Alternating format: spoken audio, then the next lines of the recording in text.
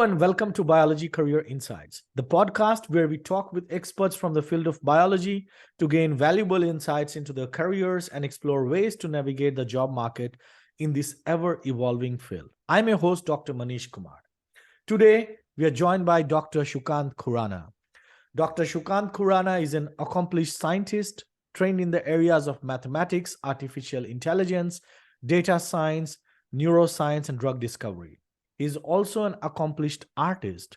He was trained at NCBS, the University of Texas at Austin, Cold Spring Harbor Laboratory, and has also collaborated actively with NYY, Northwestern University, for mathematics and cell biology, before becoming a professor in few places.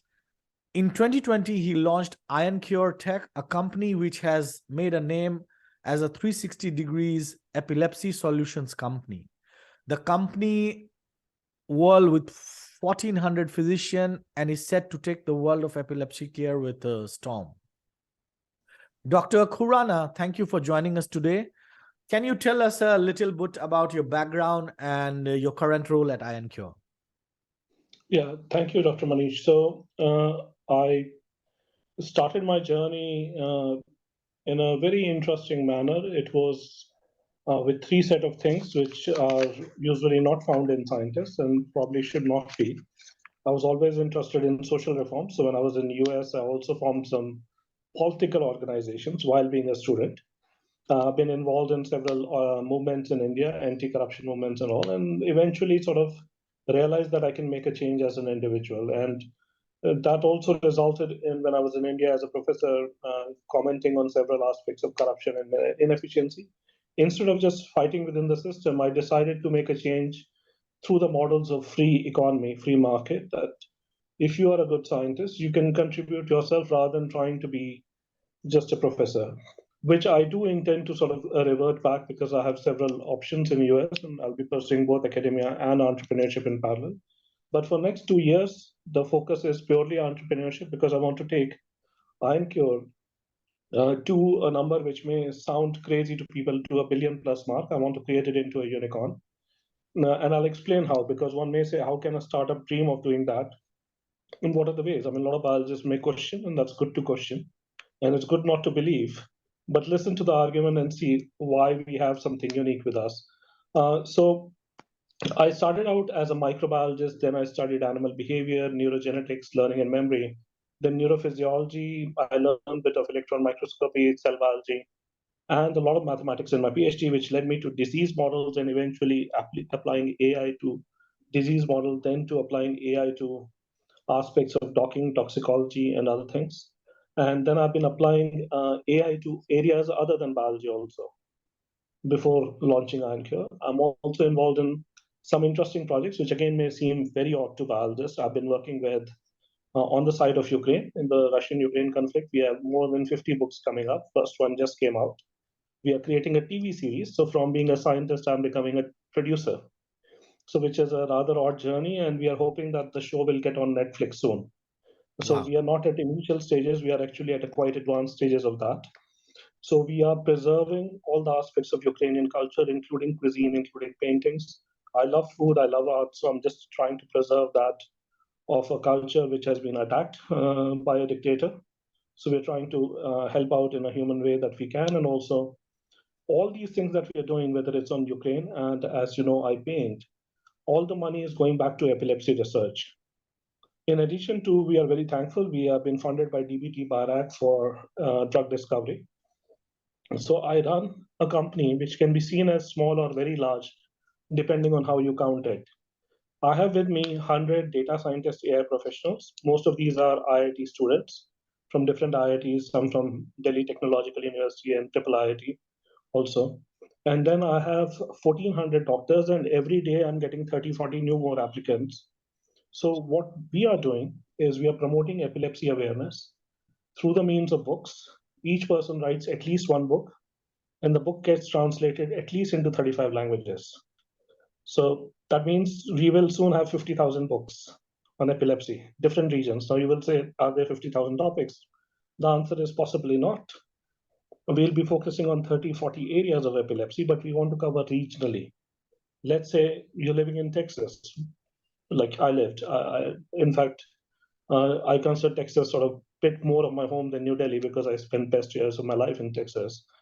Still, most of my friends are there.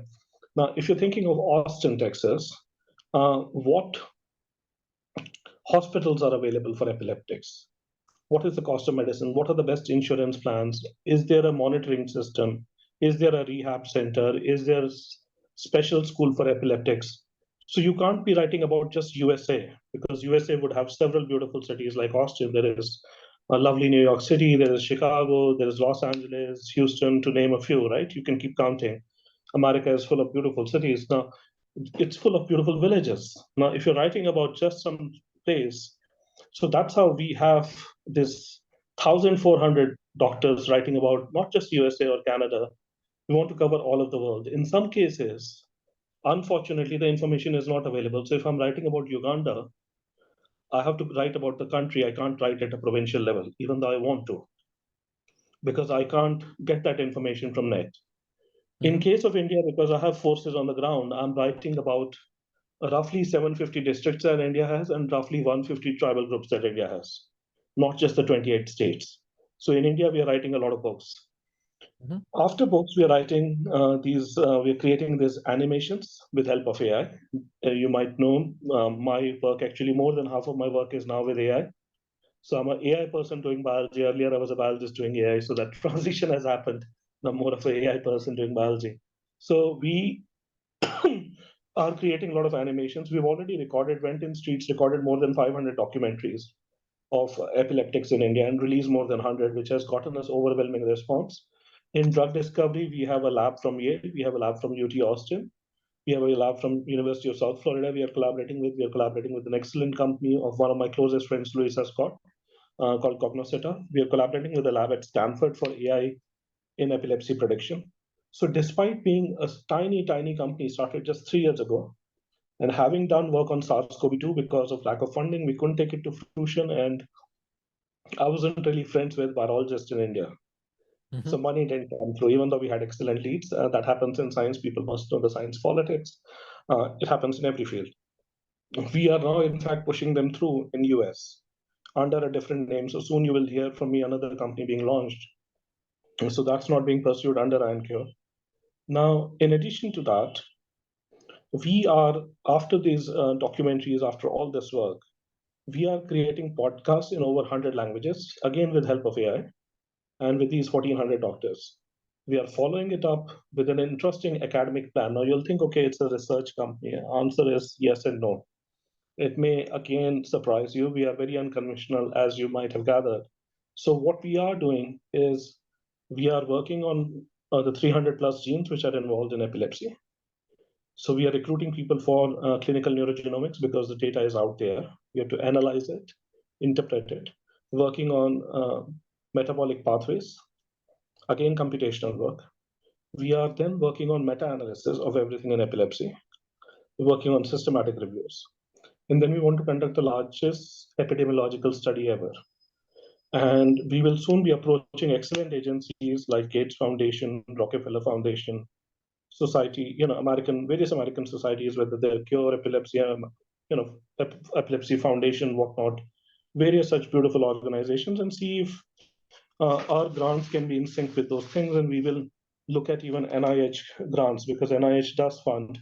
And I may have to return back to academia because I think some of the grants are not for industry, but they're for academic thing, even though in industry we are doing this.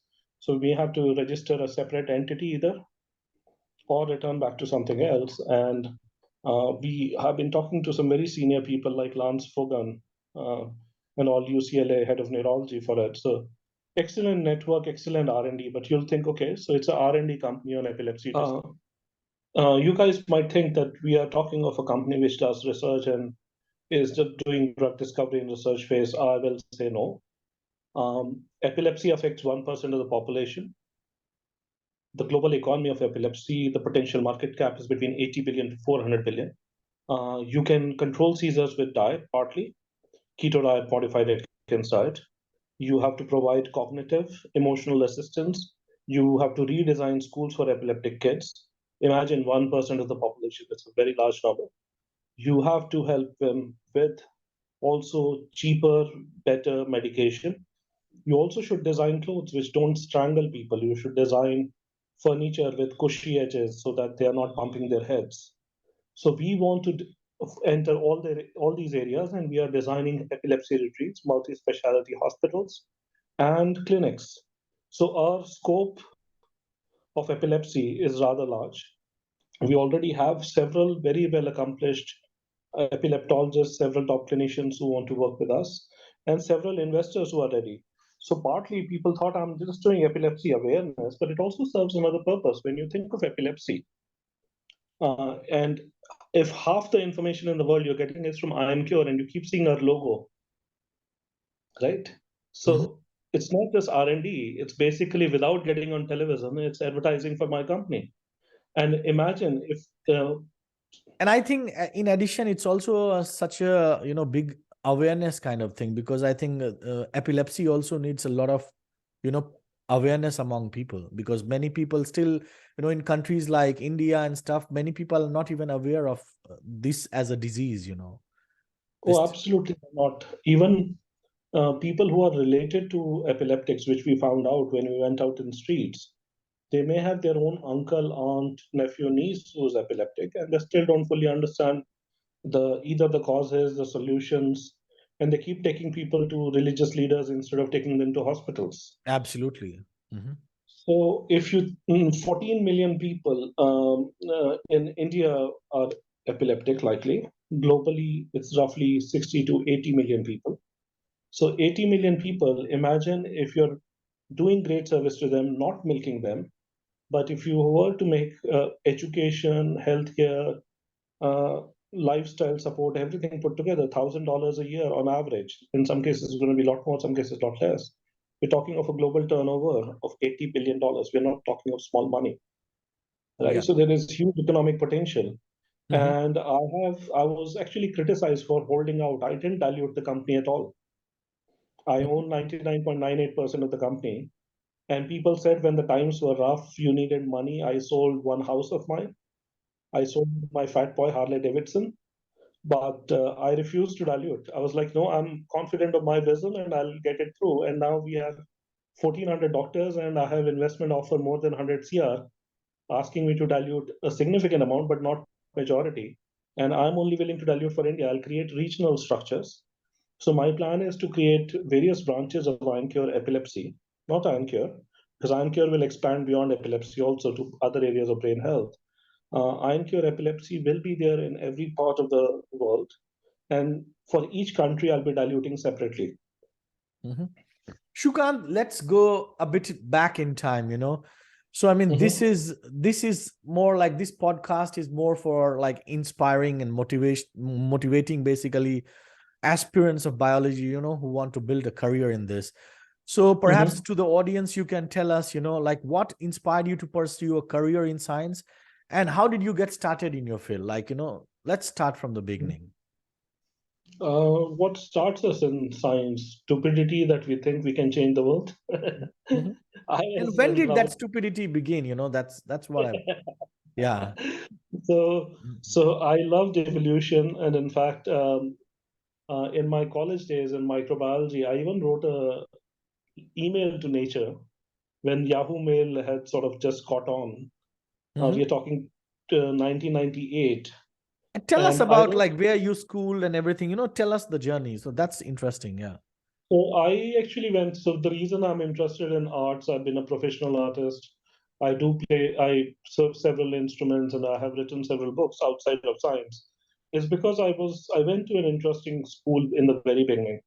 Middle part was very bland. I went to a place called Shivniketan in my early childhood, where a lot of my friends were kids of ambassadors to various countries. And that's in Delhi, or that's It's in Delhi. It used to be an 8 Haley Road. And even Rajiv Gandhi, Sanjay Gandhi were alumni from the school. So it was a school of supposedly gifted children. I don't know how I got there.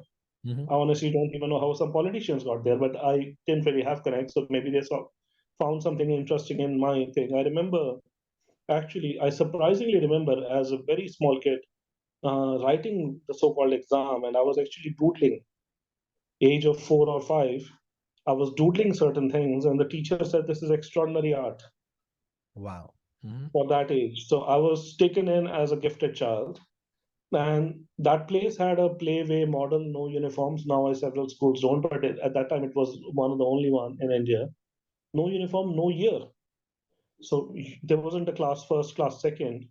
They just taught till when they could, and it was supposed to end at class six, but they said you've learned everything you could, and then I had to shift to another school at class fourth because they would not let me in class six. Till class six, I was really bored because I knew everything the other school was teaching. But Wow. in this school, we had sessions by people, we are talking of 1985, 86, 87, teaching us robotics in kids, right? So we were building small toy robots which could just simply go and touch things and come back, turn around. We were making things with clay, pottery. We were doing various things of artwork. We were playing various instruments, taking part in various debates. So that was sort of a very interesting beginning to things. And then I went to a regular college, Swami Shadharan College, in my teenage years and college years. My father used to be a political activist. I had a lot of issues with him not being at home. It was a bit of a troubled environment in that sense, and wasn't really paying too much attention. In fact, I was very active in college politics and made a lot of impact. In fact, the reason I'm now able to get 1,400 people to work for me, as you can understand, people used to make fun of me that I have a Jesus factor.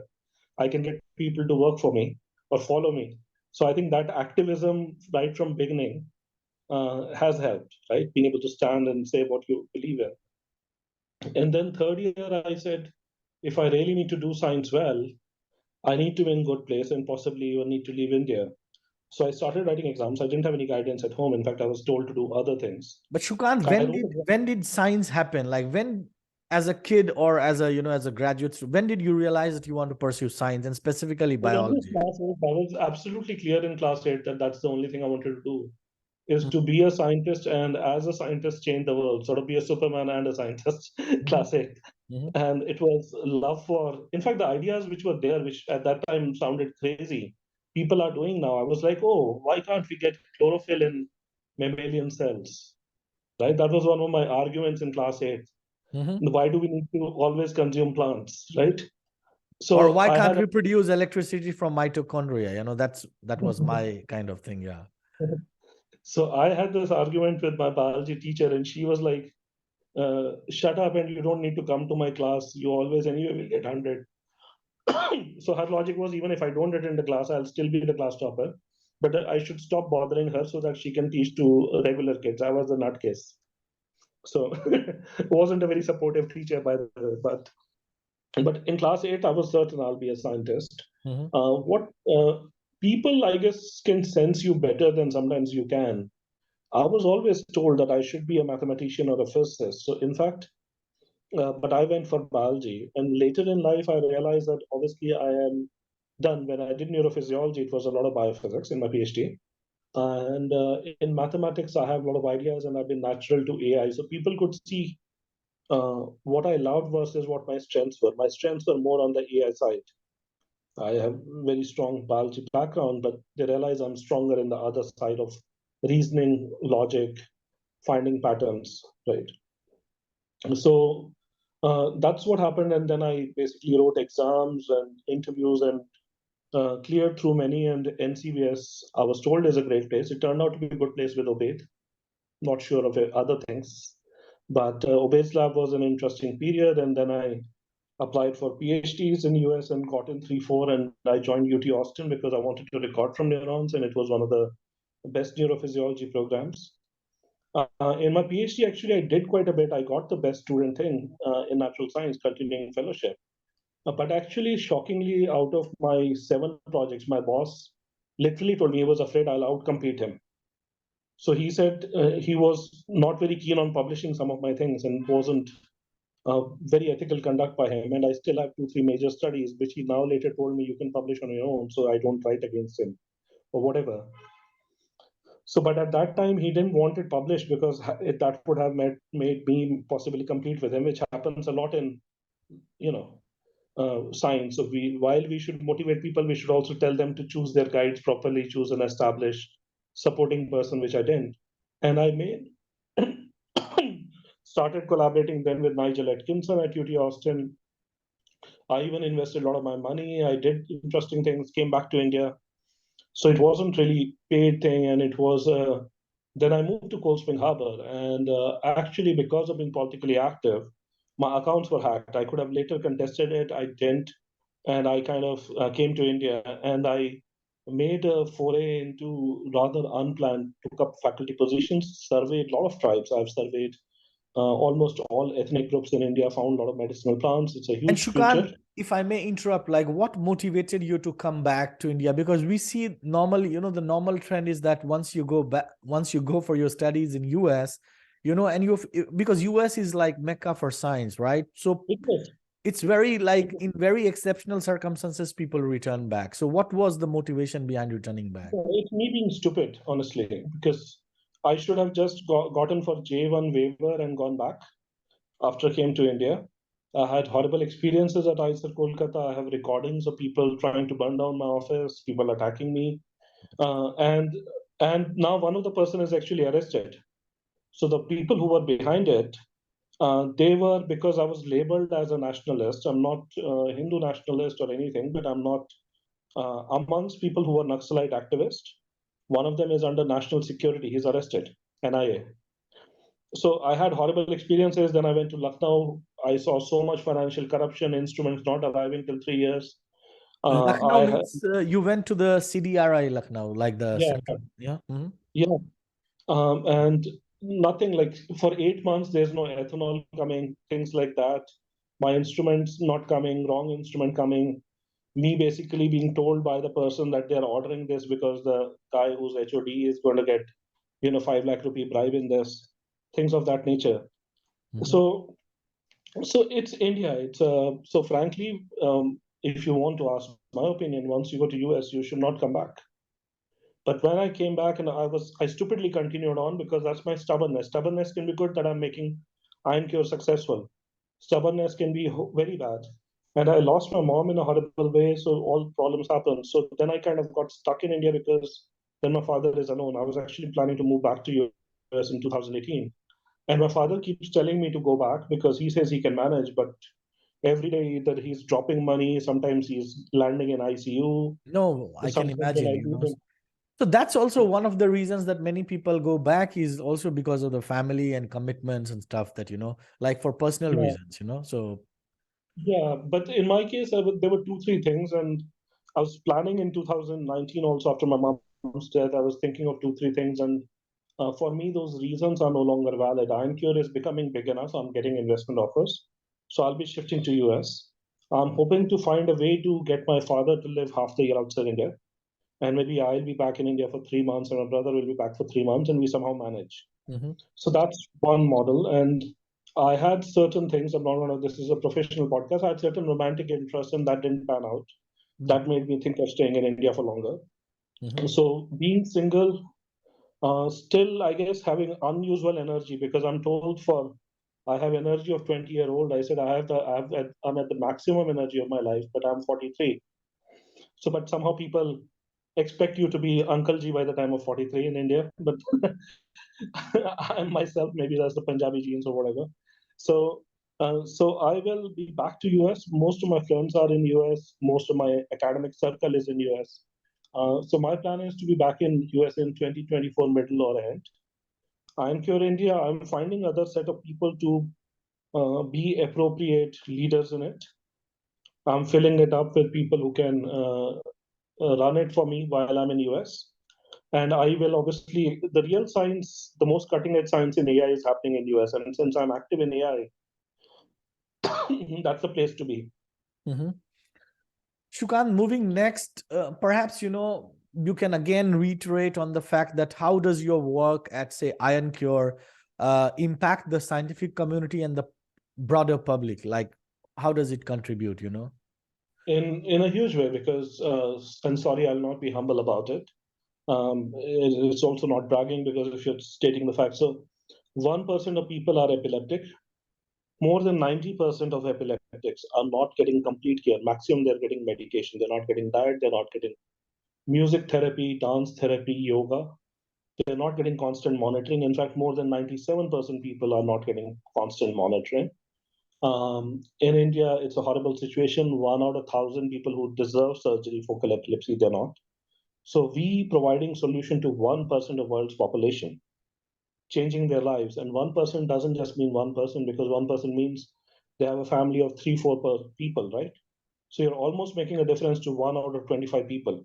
Yeah, That's a bigger difference than a lot of political leaders can claim to have made in their lives. And we hope to be the biggest epilepsy solution provider. And after epilepsy, the idea is to extend to dementia, Parkinson's, Alzheimer's, alcoholism, right? So the thing will go on. And in fact, I am finding other avenues of healthcare, because I had a lot of leads in breast cancer, I had a lot of leads in type 2 diabetes. And the thing that I have been doing sort of in a silent mode since 2008, like even taking my motorcycle and studying Native Americans and then making trips to various parts of the world, whether it's Africa, South America, and India, studying all the 148 tribes individually. And we have such a backlog of even just publications from that. We are now putting them out in form of first just books, not peer reviewed, just layman books of what is possible. And then we'll go to peer review. As you know, scientific publication process is rather slow, and I am in a hurry. I publish in topmost journals in the world. I even recently from India, actually, I got a paper rejected, but after review from Nature. But I find the process to be too slow. See, people need help. It's moving very fast. If I just keep stuck in the academic review process, we are talking of span of 2 years to tell the world something. So we've That's done yeah. this thing. Now with the process of having so many molecules from phytomolecules, so many phyto formulations, so much tribal knowledge, we can contribute to wellness. And that has led me to other interests. So if I one day find somebody suitable to run Ioncure as a CEO, I might actually move over to a wellness company which is more around focused around food, beverage, and exercise. So we have actually a lot of interest in coffee. We are currently doing a lot of supply from Thailand, the 11 tribal groups, hill tribes from Thailand. We are now studying various coffee possibilities outside of Karnataka in the tribal areas of India, especially Northeast. We are exploring empty farms in Uttarakhand and empty farms in Himachal, where people have gone to Delhi to work and those farms are lying barren. We are exploring possibilities from Andhra, where there are tribal groups. So we are working with various tribal groups to improve their life by growing coffee. But the long-term plan is to take interesting food with huge nutritional value to other places. In fact, there's a funny saying that a poor man's food on one side of earth is rich man's food on the other side of earth. Right? Superfood. So what is superfood? You find Ladakh berry or you find something like that. So I'm interested in that. I am also working with a ex-employee collaborator, a French Canadian, on setting up data science centers in India and providing services in US and Canada. So I am actually somebody who's constantly thinking. So I'm not your typical academic, right? I want a lot of solutions, whether it's in art, whether it's in science, and I keep coming up with ideas every day. So I find that entrepreneurial journey is a great journey. And And Sukant, no, sorry to interrupt. Like, go on, but yeah. No, go ahead, please ask. Yeah, the question was, because you have been this, you have this entrepreneur bug inside you. Perhaps you can also tell to the audience, what are some of the key skills and qualities that are required to be to be a successful entrepreneur, and how can a biology student develop all these skills? I can't give you an honest answer because, see, I was always a Neta type. So in college, whether I'm doing things in UT Austin, where I went as a foreign student to study PhD, I was the representative of students for neuroscience. I also formed political organization, No Brand, No Empire. I worked with Indian organization, AID and ASHA. So being a Neta type and being an entrepreneur have common skills. You have to communicate. You need to have strong willpower. You need to be stubborn. My stubbornness has costed me also a lot of time. And I usually don't have the skills of being a biologist in India, because being a biologist in India means you have to say yes, sir, to very mediocre people all the time. You can understand the leadership that is there in Indian science, and I don't have those skills, right? I can't put up with the PhDs from IIS, CTF, or NCBS, and with their mediocre stupidity, right? So, I do have, so I think being a biologist requires a certain thing. Being a biologist entrepreneur requires a certain different kind of skills. But you also need to be very good at networking, which you certainly are. You started Biotech Dhaba and various things, which have grown quite big.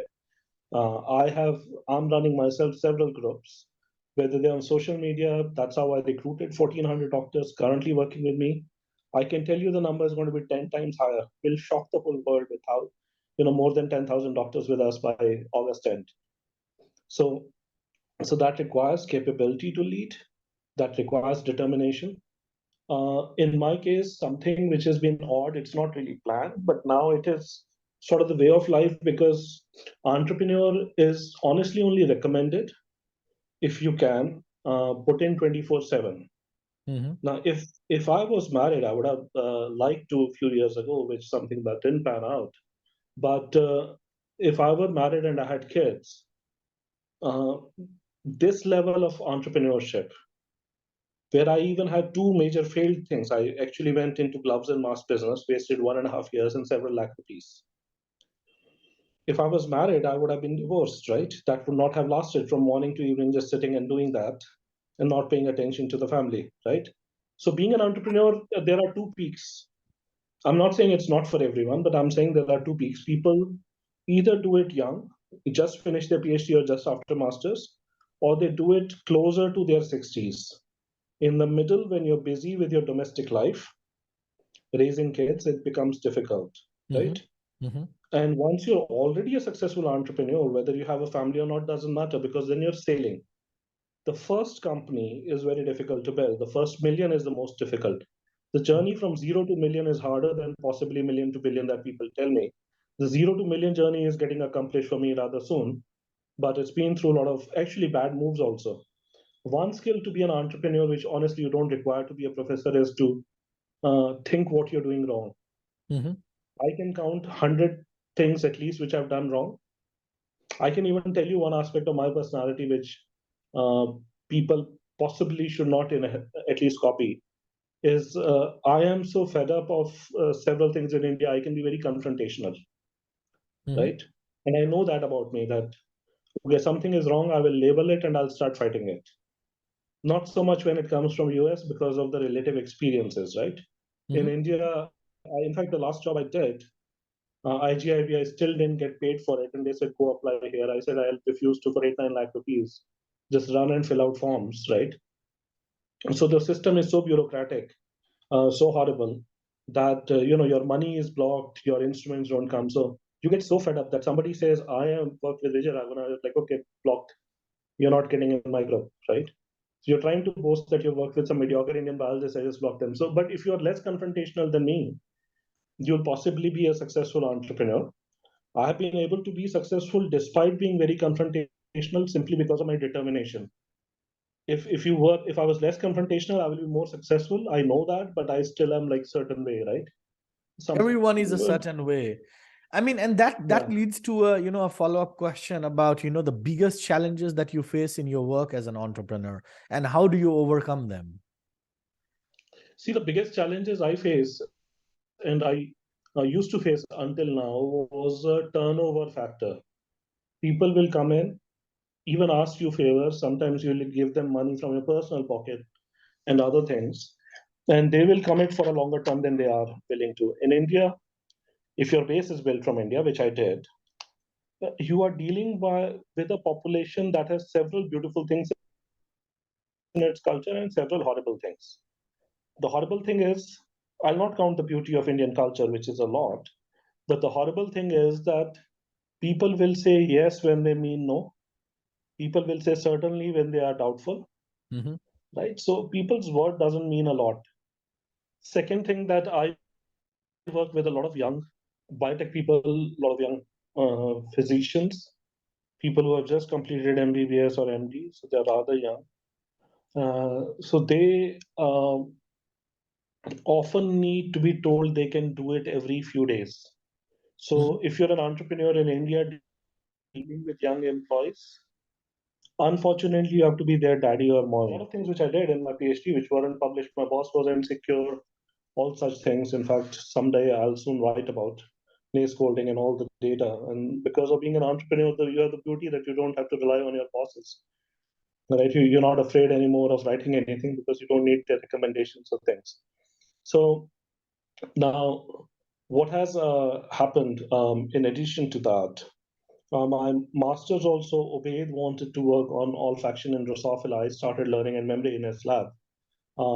I started my own sort of semi-independent group with Nigel Atkinson in UT itself without being paid, because the idea was I thought we'll achieve success quickly. I didn't realize how we can publish papers, but that doesn't necessarily translate into success. So we did, with 70 students I recruited, I did the first citizen science thing, published 7, 8 studies, and we're still dealing with 2 unpublished studies with him. There are several others. Now, there is, I did the same in postdoc where everyone was working on adult fly learning memory tests, and I was doing animal tracking and all. And that was a better experience because I wasn't sure if people were playing with my stocks. There were people who were very insecure postdocs there. So my own journey has been to follow my own lead, right, rather than to do what the labs do, what the bosses want. And that, especially in India, is a horrible idea, right? Especially with Indians around, is a horrible idea. So the culture is of conformity, and you can see why AI revolution is not happening in India. India is a follower of revolution, not a leader. And a lot of people like to blame Modi or XYZ on it. No, it's related to the culture. It didn't even come out from the Nehruvian institutes that have been set up, right? They're sort of their epithets of mediocrity, epithets of corruption. There's very common molestation. There are rapes also. There are suicides also in these institutes, not just IISc, where it's extremely common, right?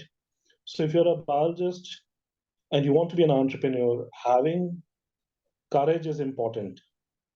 So that not just being a Sarkari entrepreneur, there are enough Sarkari entrepreneurs who are related to government professors, esteemed professors in India, and who are just using the money for their own students, for their own family members. I mean, 95 to 99% of biotech in India, why doesn't it achieve anything? They're all relatives and friends of these professors. None of them ever learned to do any good science. And they're just funneling money.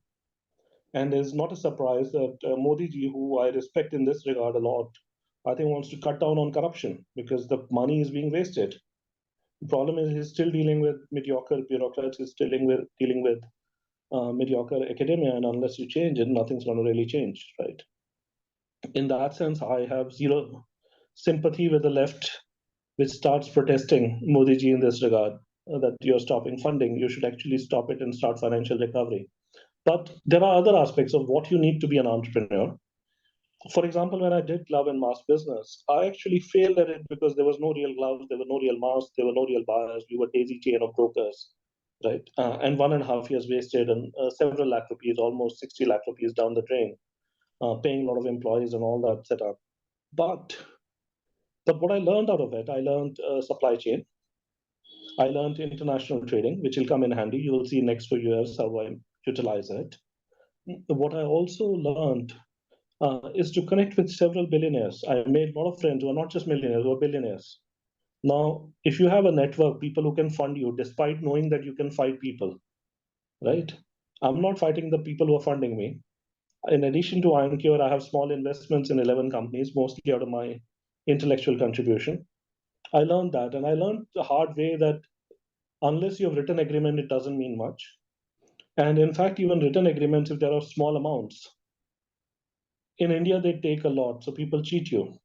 Mm-hmm. Like I am able to get some of my money back simply because now I know enough people in politics, right? I know enough IAS officers, but people will take the money and not do the work, right? So Mm-hmm. startup sector is not the same. Let's say if I were to do things in Germany, somebody didn't pay, next day I'll go to court, in 15 days I'll have my money. Yes. Not true in India. You have to wait for 20 years, right? For the cases to drag on and on and on, right? So being an entrepreneur, especially young, small entrepreneur, is not easy job in India. That's why I think you should try to do it in US if you have a really good idea. You should know investors. You should be connected beyond biology. So if you're a kind of a biologist who never raises his head beyond microscope or beyond pipetting or beyond your computer screen, you're not meant to be an entrepreneur. Mhm. If you're a bit of a troublemaker like me, crazy ideas, do hard work, set up organizations, do 50 other things, be good at some sports, be good at some networking. You have to be an all-rounder to be an entrepreneur. Scientists usually come with an introvert personality. That's not meant for an entrepreneur, right? You I need mean, not be, a lot of introverts are successful entrepreneurs. I must say that, you know. yeah, they Uh, are. uh, It's not that impossible, but then they still have to actively plan and have a strategy of creating a network, right?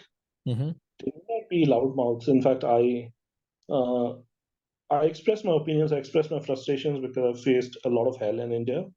But I don't have a large circle. I have a circle for entrepreneurship, not a circle for friendship. It's not I'm sitting down with anyone having beer. In fact, I don't even remember, other than work, possibly 6 years since I didn't have beer with anyone. If I'm meeting somebody and having beer, it's actually regarding work, financing something, getting some work done, right? So in that sense, you can even call me an introvert, but I am willing to take the step wherever it will lead me to success, right? Money, market, distributor. So for example, in epilepsy food, in India, there are 14 million epileptics. If I have to supply food to them, and we will be launching soon, I would be looking forward to some big organizations, big names, maybe Ambani like big names, maybe Bajaj like big names, or Tata like big names, for potentially co-branding and co-distributing. If the deal is good, and if not, I'm not somebody who'll say, "Oh, I couldn't find anyone, let me cry." I'll create my own damn thing, but I've connected with large distributors where I could potentially do it myself. I'm looking forward to even doing it. So your model should be flexible. Mhm. So in addition to introversion and extroversion, don't have a fixed plan. Don't feel uh, completely let down by anything. I mean, we obviously, and also learn from mistakes of other people, including me. For example, had I not stepped back from SARS-CoV-2 and had I decided to take the courage to move to US, I could have saved millions of lives and possibly trillions in economy. Doesn't matter whether I would have made big money or small money.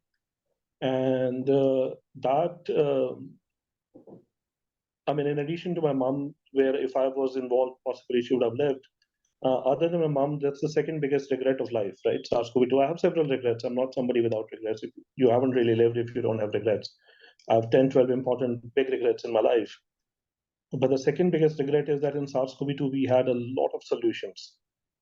So basically, I took a too flexible of an approach that I'll do gloves and masks in 3 months, I'll get back with money, and I don't need to beg people who are against me, in government of India sector, people in Indian biotech. And instead of that, I went and I wasted 1.5 years. And being too stubborn also means that I don't give up, right? Once I came back to India from US, I should have given up after the first bad experience. I did not. So my stubbornness has costed me things, but I think my stubbornness and also lack of focus has meant that now Ioncure will become a billion-dollar plus company in next 2 to 3 years, maybe sooner. But it could have succeeded much sooner had I not tried to do 10,000 things. Mhm. So one of the important lessons of a startup is to have a focus and stay with So, it. what are some of the most exciting developments in your field right now, and what do you see as a future of the life sciences in India, basically, India and or globally global? also? And globally also, yeah. Yeah, because honestly, I mean, I want to solve things for India, but I'm also more looking outward. And the reason is in India, unless you can clean up the system, which holds back biotech, there are old professors with long beards in Bangalore, with long beards in JNU, with red flags in their hand. They hold back science. And I may sound very political. I'm not a BJP voter, but there are genuinely anti-national people in Indian biology who are destroying Indian biology. Okay. And I have evidence. I'm not talking rhetoric. I even have evidence of who funds money from outside India for what thing. And there is reason that some people have been arrested is because of my leads being sent to Indian intelligence, right? So there is a genuine problem with Indian academia, why biotech has a very bleak future. It can be turned to very bright. I mean, there's some amazing things happening outside of Ioncure, outside of epilepsy. For example, Prime Minister has done insanely good work in Jan Aushadhi Yojana. I'm extremely fond of it. There is this millet crop initiative. There is initiative to help tribals, right? Now, tribals can be pulled in biotech sector. They have a lot of forest resources. If processed, if value addition is done, and blockchain put, so they are being helped, not some middle ticket are being helped, right? One can transform lives of tribals. So that's a great thing that's going on. There has been a lot of initiative to help women. There's been a lot of initiative to help for cleanliness. Bill Gates came to India recently again. The people who India has one of the best vaccine distribution network, one of the best mass programs for healthcare, right?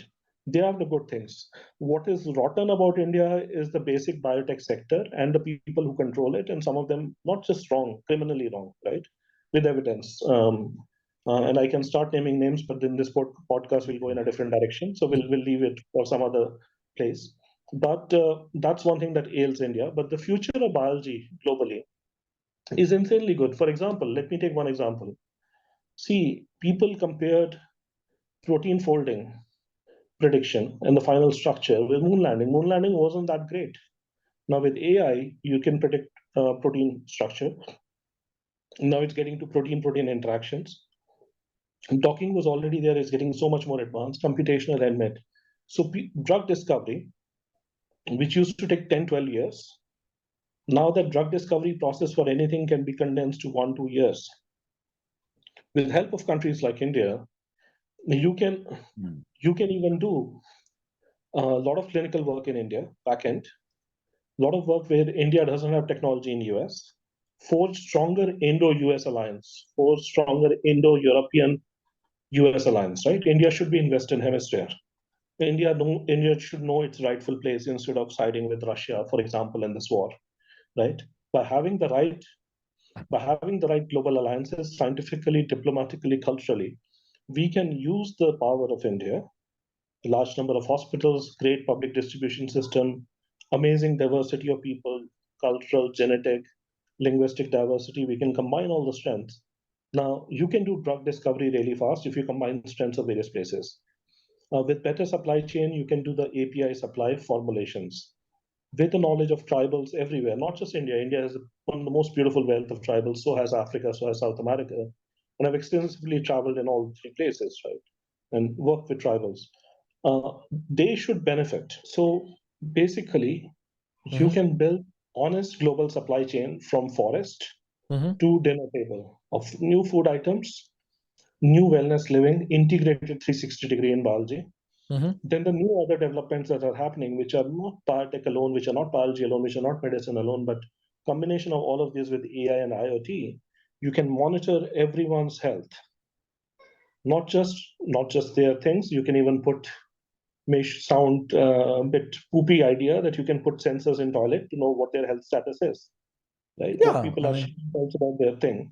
You can put sensors in rooms if somebody is depressed. So you can put sensors in room to see elderly are they falling. You can do a lot of integration with robotics, right? So a lot of things can come together, and ourselves are very interested. And if the right place to do it, with help of countries like India, with help of countries like Ecuador, is United States of America, is UK, is Germany, is France, right? So it's Western Hemisphere, and one can pick different strengths of various countries. And that's what I intend to do. At heart, I mean, I've been criticized in India for being an American, and I take it as a compliment. I don't take it as an insult. I'm like, yeah, I don't even know about American. I'm a true Texan, right? At heart, that we will conquer the world kind of attitude. That let's achieve it, right? So the point is that the way future of biotech is, it is going beyond medicine. It's going beyond vaccines. Vaccines are undergoing a massive revolution, especially with COVID and the controversy also of vaccines. Not everything is green. It's not everything is great, but with mRNA therapeutics, things are getting to personalized level, and they can go a lot faster if companies become 360. What is missing? And I will give you even my example, right? Somebody who lost a lot of money in the COVID times, who has been antagonistic to the corrupt Indian science establishment, especially the Naxal element in the Indian science establishment. And very clearly, so and write a bunch of books about it, we'll create actually movies about it. But despite that, why I attract people? I am not polished, right? You see me crude in that sense that I tell doctors this is where I stand. You don't like it, run away. Why do I have 1,400 people? AIMS cannot get it, Maulana Azad cannot get it. A company run by one person on his own money, bootstrap, can get it. Because they see somebody who's integrating all different disciplines together. The future is in integrated science. The future is not in isolated silos. The problem with Indian academia is, whether it's in medicine, whether it's in engineering, it works in silos, right? Mm-hmm. So the future is integrated. The future also, with help of AI, is not just to be specialists in one limited area. You have to be good enough at multiple areas, right? Mm-hmm. You can use this even, let's say, for example, we did 7-8 studies in ecology, published only 2 of them. We're going to publish others. Now, with help of AI, can you make revolutionary changes in ecology, in wildlife management? Can you do smart planning? But, and then all these great ideas meet real world of a minister eating bribe of 50 crores, allowing some road where road should not be allowed, right? So there are real world challenges, right? Not everything is easy. So there is science.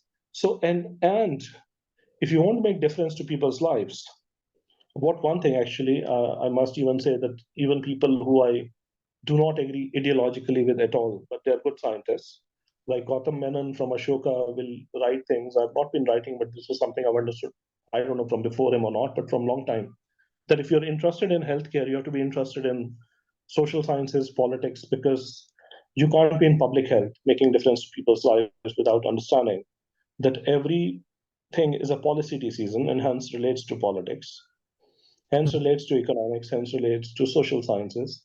You have to take along people, you have to work with various organizations, right?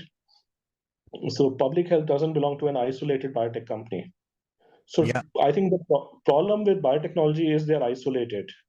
I And think the that's future a great line, Sukant, that you said the future is integrated and not in silos. I think I really like that. That is also very catchy. And on that note, Sukant, I think we have limited time, so perhaps we will continue our conversation, of course, offline, but for the sake of podcast. So the final great question that we ask all our guests is, what advice would you give to biology students who are like considering a career in, say, being an entrepreneur, but they're like all biologists, so how, if they want to become an entrepreneur, what advice would you give them? learn a little bit about finance, learn a lot about management, learn a little bit about supply chain, learn a lot about AI and data science integrated with your biology, make connections, do things like even podcasts, invite guests, right? Even if you don't like social media, I do, but even if you don't like, be there for promoting your biology. So your Absolutely. biology is one of the 7-8 pillars that will be used to construct your building. If you only want to construct your building based on biology, you'll not go very far. So again, be integrated, add all these dimensions to it. Mm-hmm. That's a great advice. That's a great advice. So on that note, Sukant, thank you very much for sharing your insights and being with us today. It's been a pleasure talking to you. Thank you, Dr. Manish. Thank you, Manish. Great. Thank you. Thank you. And to the audience, thank you for tuning to Biology Career Insights. Don't forget to subscribe to our podcast to get the latest episodes straight to your device. See you next time. Bye-bye. Bye. Bye-bye.